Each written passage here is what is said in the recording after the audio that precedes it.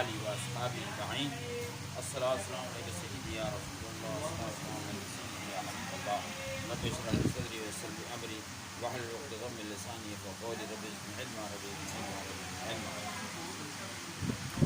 آگاہ اپنی موت سے کوئی بشر نہیں، بیٹا آگے آؤ، موبائل آگے آؤ۔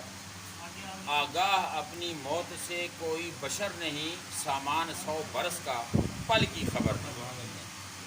بندے کوئی پتہ نہیں کس ٹائم روانہ ہونا ہے۔ اللہ تعالیٰ نے اس چیز کو چھپا کے رکھا ہے، باقی ساری چیزیں اللہ نے ظاہر کر دی ہیں۔ ایک اپنے آپ کو چھپایا ہے، ایک موت کو چھپایا ہے۔ اگر بندے کو پتہ چل جائے کہ مجھے کل 12 بجے مرنا ہے، تو میرا خیال ہے کل 12 بجے تک نہ وہ کھانا کھائے گا، نہ وہ پانی پیے گا، وہ یا تو نماز میں پڑا رہے گا سجدے میں، یا بے ہوش لیٹا رہے گا۔ اس لیے اللہ نے اس چیز کو چھپا رکھا ہے۔ 29ویں سپارے کی پہلی آیت ہے، اللہ فرماتا ہے تبارک الذی بیدہ الملک وہو علی کل شیء قدیر، برکت والی ہے وہ ذات جس کے قبضہ و قدرت میں ساری بادشاہیاں ہیں اور وہ ہر چیز پہ قادر ہے۔ الذی خلق الموت، یہ وہ اللہ ہے جس نے موت کو پہلے پیدا کیا، والحیات، اور زندگی کو بعد میں پیدا کیا، لیبلوکم، تاکہ وہ تمہیں آزمائے، ایکم احسن عملا، کون بندہ صحیح کام کرتا ہے، اچھے کام کون کرتا ہے۔ یعنی موت اور زندگی کا مقصد ہی اللہ کی آزمائش ہے، جس سے ہم بے خبر ہیں، ہمیں پرواہ تک نہیں کہ کل کیا ہوگا، ہمیں کیا کرنا ہے آگے۔ لیکن جب موت آ جاتی ہے اس وقت واپسی کا کوئی رستہ نہیں، قبر میں آنکھیں کھلتی ہیں، قبر اندھیرا جب وہ دیکھتا ہے بندہ، وہ کہے گا اوہ میں تو مر گیا، میں نے کبھی سوچا بھی نہیں تھا کہ میں مروں گا۔ وہ ڈرتا ہے وہاں، کہتا ہے یا اللہ ایک باری پھر میں نو واپس بھیج، ہن تیری قسم ہے کہ میں واپس جا کے تہاڑی روزے رکھاں گا تو راتی ساری کھل کے نماز پڑھاں گا۔ یہ بندہ یہ کہے گا کہ یا اللہ میں نے ایک باری وہ حکم آئے گا کہ تینوں بھیجا سی، قرآن بھی اتارا ہے، کتاباں اتاری ہیں یہاں، تہاڑے کو نبی علماء بزرگ سارے آئے، مشورہ بھی ہے یہاں، اس ویلے تو خیال کیوں نہیں آیا؟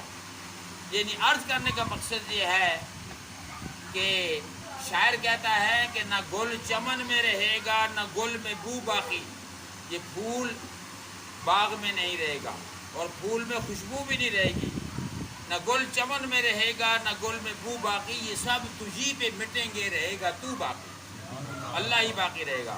ہم سے پہلے اس زمین پر بڑے لوگ بڑے کر و فر سے تھے، سب کے گھر تھے، بچے تھے، بزنس تھے، کاروبار تھے، آج ان کا نام و نشان نہیں۔ 100 سال پیچھے، 200 سال پیچھے، 400 سال پیچھے، وہ کہتے ہیں کہ اگر اللہ تعالیٰ نے کسی کو مہلت دینی ہوتی رہنے کی تو وہ رسول اللہ کبھی نہ مرتے۔ رسول اللہ صلی اللہ علیہ وسلم اپنی ظاہری زندگی کے ساتھ ہی رہتے، لیکن اللہ فرماتا ہے کہ میں نے یہ موت و حیات جو پیدا کی ہے یہ آپ کو آزمانے کے لیے پیدا کی ہے، اور وہ لوگ بڑے خوش قسمت ہیں جو مرنے سے پہلے اس موت پر یقین کر لیتے ہیں، موت کے ڈر سے اللہ کی بارگاہ میں جھکتے ہیں، عبادتیں کرتے ہیں، نمازیں پڑھتے ہیں، حقوق عباد ادا کرتے ہیں، اور ان لوگوں کے لیے اللہ تعالیٰ دل کھول دیتا ہے، انشراح صدر، یعنی اللہ توفیق دیتا ہے تبھی سارے معاملے ہوتے ہیں۔ جب اللہ توفیق نہ دے تو بندہ کچھ بھی نہیں کر سکتا۔ حضرت بشر حافی بہت بڑے ولی اللہ ہوئے ہیں، ہمیشہ شراب پیتے تھے، شراب کے جناب نشے میں دھت رہتے تھے، اور انہیں کوئی نماز سے کوئی سروکار نہیں تھا۔ ان کو رب نے ولایت کیسے دے دی؟ ایک منٹ میں ہوا یہ ہے کہ شراب کے وہ نشے میں چلتے آ رہے تھے، رستے میں چلتے چلتے انہوں نے ایک کاغذ کا ٹکڑا زمین پہ دیکھا، اس ٹکڑے پہ اللہ لکھا ہوا تھا، بسم اللہ کا کسی نے لکھا، گر گیا، اٹھایا، جو ہی دیکھا ہے تو بے ہوش تھے، لیکن اسے چوبنے لگے اور سینے میں لگانے لگے، کہنے لگے یا اللہ یہ تیرا نام ہمارے قدموں میں کیوں رول رہا ہے؟ گھر لے گئے، اس کو عطر لگایا، اس کو گھر جا کر خوشبو لگائی اور اوپر آلے میں کہیں رکھا۔ ابھی تھوڑی دیر کے بعد آنکھ بند ہوئی، نیند آئی، تو نیند کے اندر انہیں خواب آئی، اللہ نے اپنی رحمت کے جلوے دکھائے، اور اللہ تعالیٰ نے فرمایا انہیں کہ اے بشر حافی تو نے میرے نام کی عزت کی ہے، جا تجھے میں نے دنیا میں عزت والا بنا دیا۔ ساری عمر شرابیں حرام، ساری عمر گناہ، لیکن ایک چھوٹے سے کام نے انہیں ولی کامل بنا کے رکھ دیا، اس لیے ان کا نام بشر حافی تھا۔ حافی کہتے ہیں ننگے پاؤں والا، کیونکہ باہر ایک بندہ آیا، اس زمانے کا جو ولی اللہ تھا، اس کو خواب آئے گی جا کر اس کو میرا پیغام پہنچاؤ اور کہو کہ ہم نے تمہیں اپنا برگزیدہ بنا لیا ہے۔ وہ آیا، دروازہ کھٹکھٹایا، اس نے اندر سے پوچھا کون ہے؟ اس نے کہا میں کوئی پیغام لے کر آیا ہوں۔ کہتا ہے کس کا پیغام لائے ہو؟ کہتا ہے اللہ کا پیغام لایا ہوں۔ یہ تو حیران ہو گیا، لوگوں کے گھر تو ادھر ادھر دوستوں کے رشتہ داروں کے پیغام آتے ہیں، یہ اللہ نے میرے لیے آج کیا پیغام بھیجا ہے؟ جو ہی بھاگا ہوا آیا، دروازہ کھولا، ننگے پاؤں تھا وہ، کہنے لگا یار آپ کیا لائے ہو اللہ کا قرآن؟ کہتا ہے جی اللہ کا حکم ہے کہ اللہ نے تمہیں ولیوں کا سردار بنا دیا ہے۔ کون سا تم نے نیک کام کیا ہے؟ اس نے کہا جی مجھے تو کچھ سمجھ نہیں، میں تو ہمیشہ شراب میں مدہوش رہتا ہوں۔ بس وہ درمیان میں کاغذ کا ٹکڑا دیکھا، اللہ کا نام تھا، اسے اٹھایا، چوما اور گھر میں لے کر آیا۔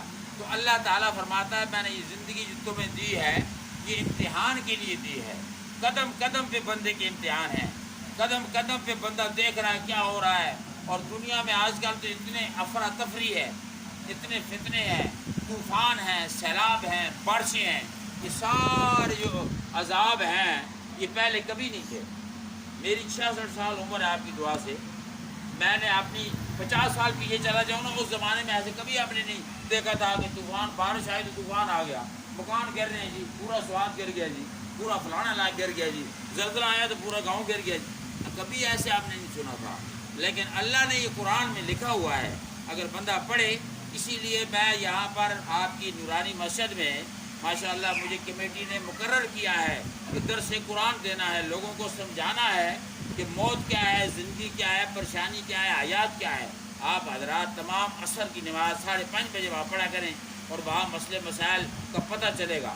اللہ فرماتا ہے هو القادر، اللہ اس بات پہ قادر ہے ان یبعث علیکم عذابا من فوقکم، کہ تمہارے اوپر سے عذاب نازل کرے، او من تحت ارجلکم، یا تمہارے ٹانگوں سے پاؤں سے نیچے سے عذاب آئے لے کے آئے، او یلبسکم شیعا، قرآن میں آتا ہے یا پھر تمہارے اندر پارٹی بازی کر دے، تمہارے اندر گروپ بندی کر دے۔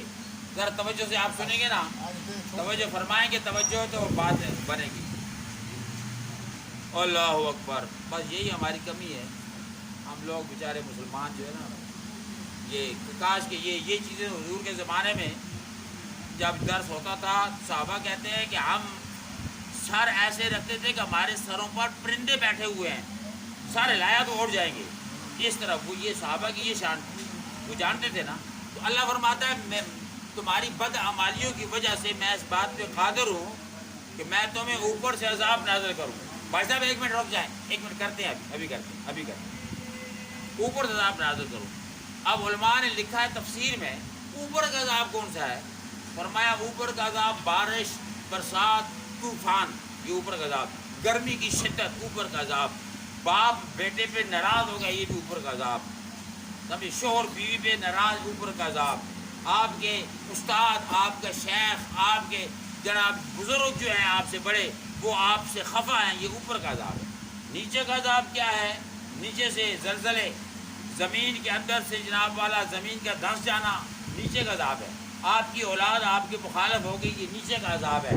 آپ کے ماتحت نوکر چوری کر رہے ہیں دکانوں میں، کاروباروں میں، یہ نیچے کا عذاب ہے۔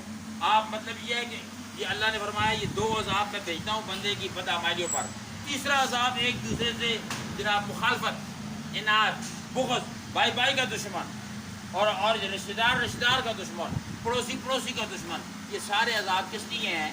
اس نے فرمایا کہ یاد رکھو یہ عذاب میں تمہیں امتحان لینے کے لیے دیتا ہوں، اور موت بھی میں نے امتحان کے لیے رکھی ہے۔ جس گھر میں فرشتہ موت کا ایک دفعہ آ جاتا ہے اس گھر والے سہم جاتے ہیں، کوئی شک نہیں ہے، 40 دن تک، سال تک اپنے بچے کو یاد کرتے ہیں۔ آپ دیکھو ان کا ماشاءاللہ اللہ اس کے درجات بلند کرے، اللہ نے صبر دے، بیچارہ جوانی میں دنیا سے چلا گیا، کتنی بڑی امنگیں ہوتی ہیں، کتنی امیدیں ہوتی ہیں، لیکن اللہ تعالیٰ صرف یہ ہمیں بتاتا ہے کہ میں ابھی ہوں، میری طرف توجہ رکھو۔ اس لیے اس نے قرآن کے 29ویں سپارے کی پہلی آیت میں فرمایا کہ میں نے موت پہلے بنائی ہے۔ حالانکہ موت آتی ہے زندگی کو، آگ لگتی ہے بالن کو، بالن ہوگا تو آگ لگے گی، لیکن یہاں گنگا الٹی بہہ رہی ہے۔ اس نے کہا ہے کہ زندگی نہیں تھی لیکن موت آ گئی۔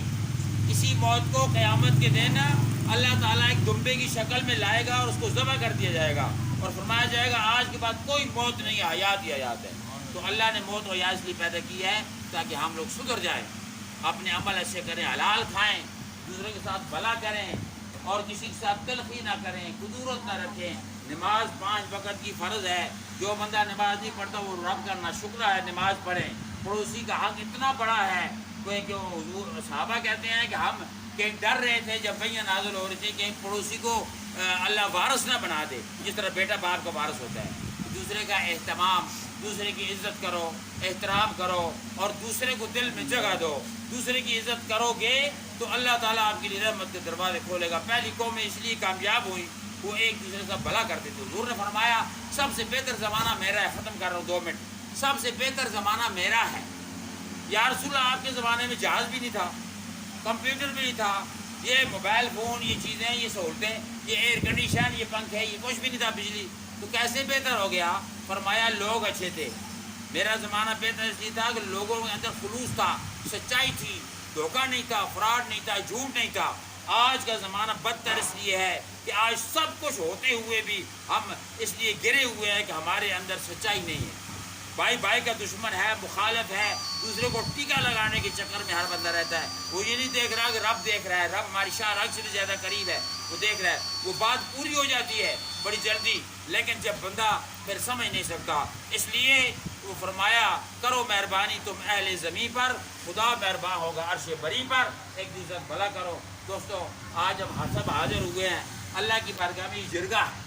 اللہ جرگہ بڑا پسند کرتا ہے۔ وہ فرمایا 40 بندہ اگر کسی مومن کے لیے جنازہ پڑھ لینا، اس کی میں گناہ معاف کر دیتا ہوں، کیونکہ وہ جرگہ بن جاتا ہے۔ آج ہم سب جرگہ ہیں، انشاءاللہ ہم دعا کریں گے، ختم پڑھیں گے۔ اللہ تعالیٰ اس بچے کی مغفرت کرے، اللہ ان کو صبر دے، اللہ باقیوں میں خیر فرمائے۔ لے آؤ جی آگے لے۔